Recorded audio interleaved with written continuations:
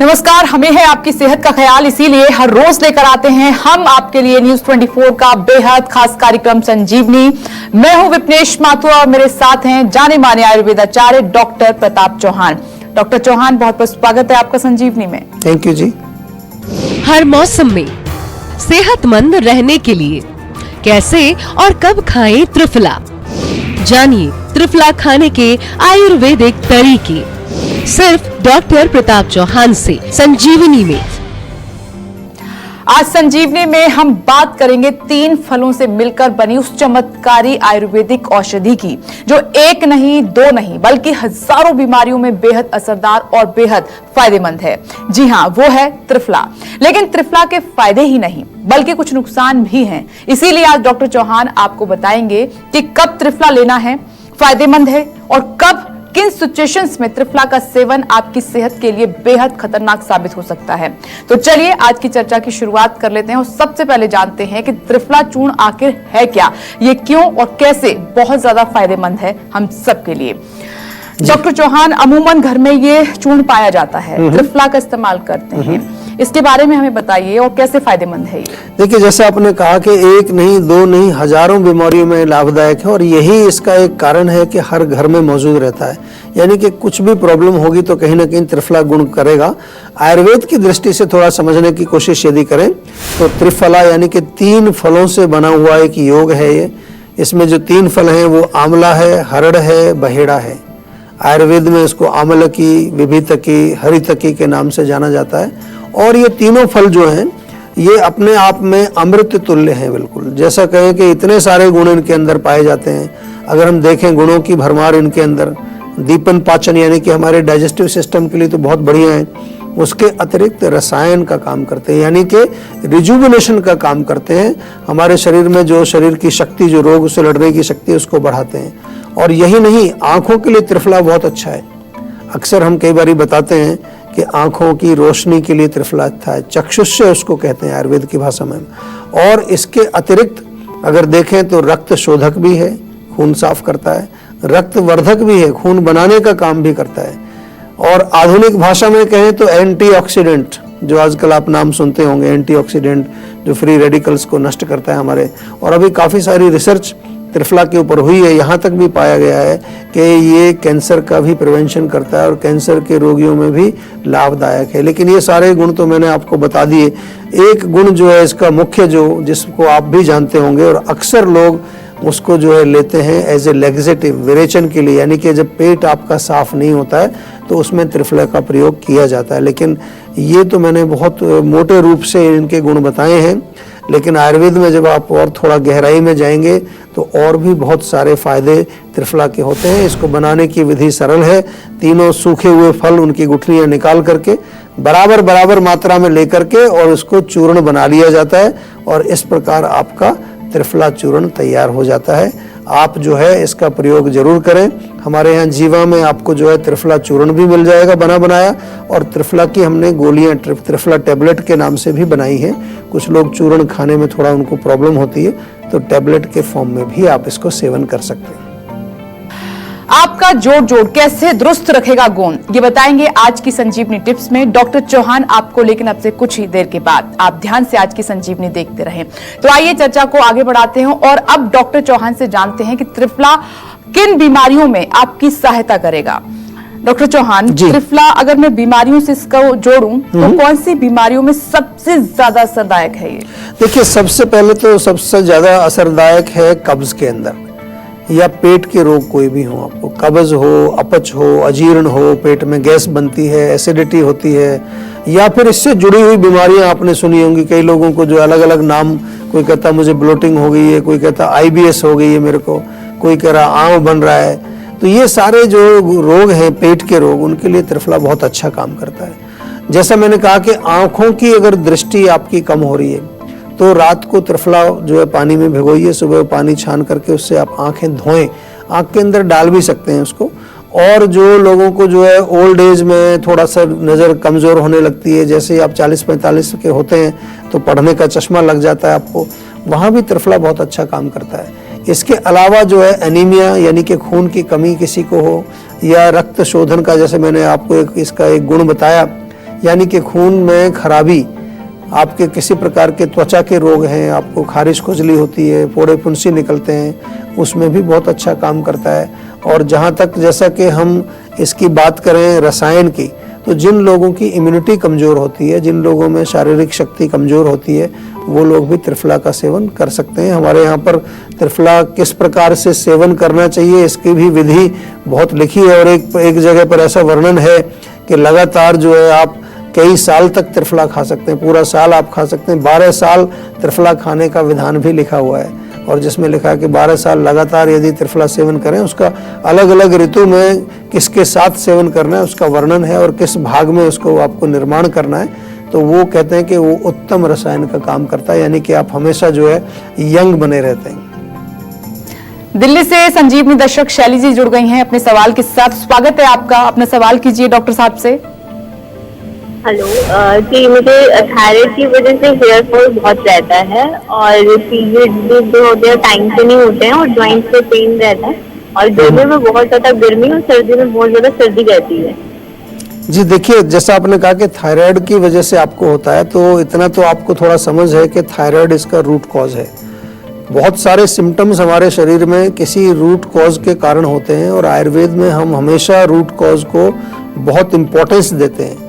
ऐसे नहीं कि आपने कहा कि हमें गर्मी लग रही है तो हम कुछ आपको ठंडी चीज़ दे दें, आपने कहा कि सर्दी हमें ठंड ज़्यादा लग रही है तो गर्म चीज़ दे दें, आपको अगर बाल झड़ रहे हैं तो बालों के लिए कुछ लगाने के लिए दे दें।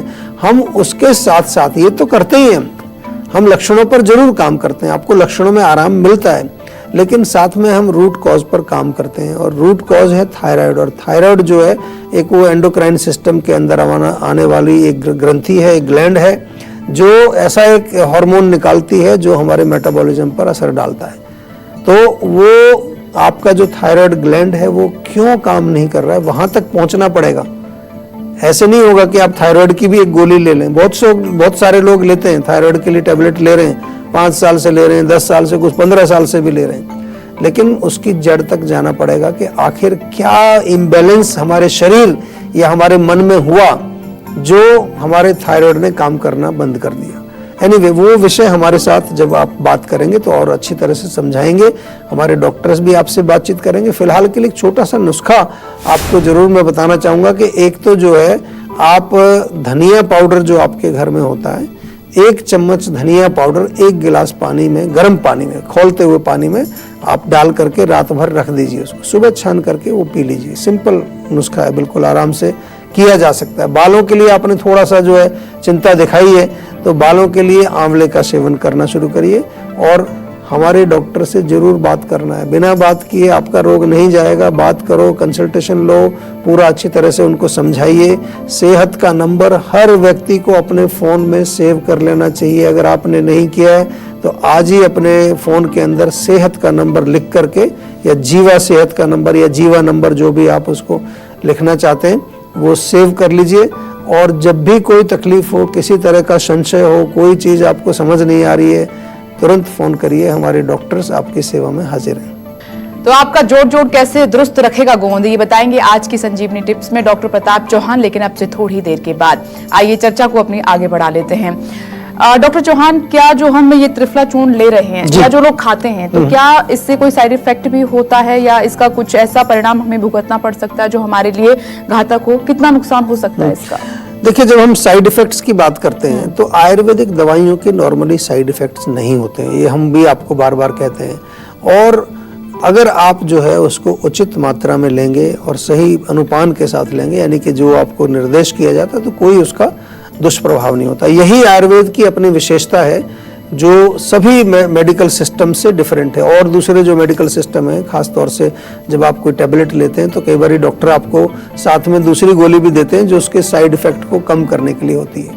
लेकिन आयुर्वेद में त्रिफला जब आप सेवन करते हैं तो नॉर्मली उसका कोई साइड इफेक्ट नहीं होता। हाँ, कुछ हमें प्रिकॉशन जरूर लेना पड़ता है, जैसे कि विरेचन का काम करता है, ये आपके पेट को साफ करता है। तो गर्भवती महिलाएं स्पेशली जो है पहले 3 महीने जो होते हैं, वहाँ पर हम कोशिश ये करते हैं कि कोई ऐसी चीज़ महिला को ना दी जाए जो उसका स्राव, उसका जो फ्लो को बढ़ाए हो, चाहे वो आपके लैक्सेटिव हो, चाहे कोई डायूरेटिक हो, क्योंकि गर्भ धारण हुआ है तो उसको रोकना जरूरी होता है। पहले 3 महीना थोड़ा स्टेबिलिटी कम रहती है, तो इसलिए वहाँ ले सकते हैं, लेकिन बड़े ध्यान से और कुछ उचित मात्रा में उसको अगर कब्ज़ के लिए लेना है तो वो भी डॉक्टर की सलाह से ले सकते हैं। और छोटे बच्चे जो होते हैं, ख़ास तौर से 3 साल से 4 साल से कम जो बच्चे हैं, वहाँ पर थोड़ा सा एक्स्ट्रा केयरफुल रहना है, क्योंकि लैक्सेटिव है, कहीं बच्चों को लूज मोशन ना लग जाए।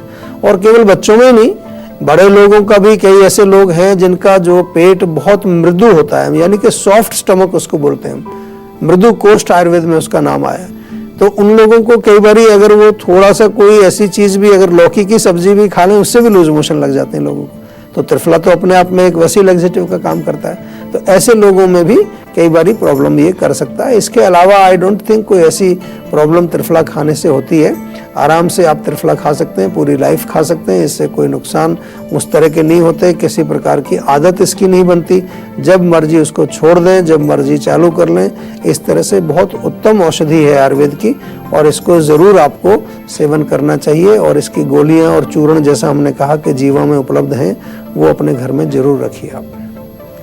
तो इन बातों का आप ध्यान रखिए जो डॉक्टर प्रताप चौहान आपको बता रहे हैं कि प्रेगनेंसी के दौरान आप त्रिफला ना लें, बचें। और इसके साथ ही जो जरूरी बातें बता रहे हैं डॉक्टर प्रताप चौहान, उनको नोट कर लीजिए और त्रिफला लेते समय आप उनको ध्यान रखिए।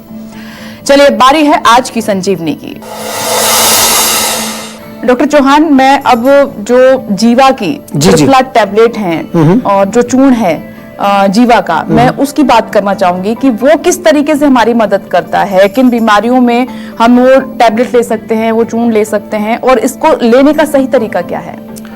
देखिए, जैसा मैंने कहा कि कई सारे गुण इसमें हैं। अगर आपको केवल अपने पेट को अच्छा रखने के लिए, पोषण के लिए, रसायन मैंने जो बोला कि एक उत्तम रसायन है, उसके लिए अगर आपको त्रिफला सेवन करना है, चाहे चूर्ण रूप में लें, चाहे टैबलेट फॉर्म में लें, तो सुबह के टाइम लेना चाहिए, मॉर्निंग में। और बहुत अच्छा रहेगा कि उसके साथ थोड़ा सा गुड़ मिला के चूर्ण में अगर आप लें तो वो बहुत बढ़िया रहता है। और इसके अतिरिक्त अगर उसको आपको एज ए लैक्सेटिव प्रयोग करना है, यदि आपका पेट साफ नहीं होता है, कब्ज आपको रहती है या किसी तरह की प्रॉब्लम, तो जीवा की जो त्रिफला टैबलेट आप शुरू करें सबसे पहले। और कई लोगों को टैबलेट से उतना अगर असर नहीं आ रहा है तो फिर चूर्ण जो है, कम से कम 1 चम्मच चूर्ण रात को सोते वक्त लेना है आपको। और किस चीज़ से लेना है? हल्का सा गुनगुना पानी या फिर हल्का गुनगुना दूध, उसके साथ आप इसको सेवन कर सकते हैं। ऐसे त्रिफला लेने की जो विधि है वो अलग अलग प्रकार से वर्णन उसमें लिखा है आयुर्वेद में, कि अगर गर्मी में लें तो थोड़ा गुड़ मिला के लें, अगर बरसात के सीजन में लेना है तो जितना त्रिफला है उससे 1/4 थोड़ा सेंधा नमक मिला करके उसमें ले सकते हैं। जैसे ही आपका जो है ऑटम का सीजन आता है, बरसात के बाद जो ऋतु आती है हमारी, तो उस समय लेना है तो खांड के साथ लें। और सर्दी में जो है, जब ठंड का मौसम आता है, तो तब या तो सौंठ के चूर्ण के साथ मिला करके, या पिप्पली जो होती है उसके चूर्ण के साथ, हमेशा जो है त्रिफला से 1/4 ही हमें ये चीज़ें रखनी है, उसके साथ आप लें। और इस प्रकार से सीजनल जो आयुर्वेद में लिखा है, और जिसका वर्णन जो है, जैसे कि बसंत ऋतु जब आती है सर्दी के बाद, तो तब शहद के साथ इसका सेवन करना चाहिए। तो बहुत अच्छी एक औषधि है। और जैसा अभी हमने बताया कि जीवा की टैबलेट्स और चूर्ण कैसे आप ले सकते हैं, तो आज ही आप मंगाइए। आपको स्टोर से अवेलेबल हैं, ऑनलाइन भी मंगा सकते हैं फ़ोन करके, या हमारी क्लिनिक्स पर भी ये सारे प्रोडक्ट्स आपको मिल जाते हैं। इसी के साथ वक्त हो चला है अब संजीवनी टिप्स का। जानते हैं डॉक्टर प्रताप चौहान से कि गोंद हमारे लिए कितना फायदेमंद है। डॉक्टर साहब, गोंद, क्योंकि अब सर्दियां हैं तो बहुत ज्यादा इसका इस्तेमाल होता है, लड्डू भी हम बनाकर खाते हैं, गोंद के लड्डू शुरू भी हो गए होंगे। तो गोंद के क्या बेनिफिट्स हैं? देखिए, गोंद पहले तो समझ लीजिए गोंद होता क्या है। किसी भी वृक्ष में हम जब कट लगाते हैं तो उसके अंदर से एक लिक्विड निकलता है, वो जब जम जाता है तो उसको गोंद बोलते हैं। बहुत सारे पेड़ हैं, उनमें सबका गोंद निकलता है। आम तौर पर जो गोंद के लड्डू बनते हैं तो वहाँ कीकर का गोंद या बबूल का गोंद उसको बोलते हैं, उसका प्रयोग होता है। वो पौष्टिक है, वो रसायन है, खास तौर से हमारे जोड़ों के लिए, हमारी हड्डियों के लिए बहुत गुणकारी है। गोंद के जो लड्डू बनाए जाते हैं उसमें और भी चीज़ें डालते हैं, कुछ ड्राई फ्रूट्स डालते हैं, कुछ और अपने उसमें आटा वगैरह भी भून करके डाला जाता है। तो बहुत अच्छे लड्डू इसलिए होते हैं जोड़ों के लिए, क्योंकि जोड़ों में विशेष तौर पर सर्दियों के समय में वात का प्रकोप होता है। सर्दियों में वात का प्रकोप होता ही है, और जब वात बढ़ती है तो हमारे शरीर में जो है अकड़ाहट भी बढ़ती है, हमारे शरीर में जो दर्द भी बढ़ते हैं।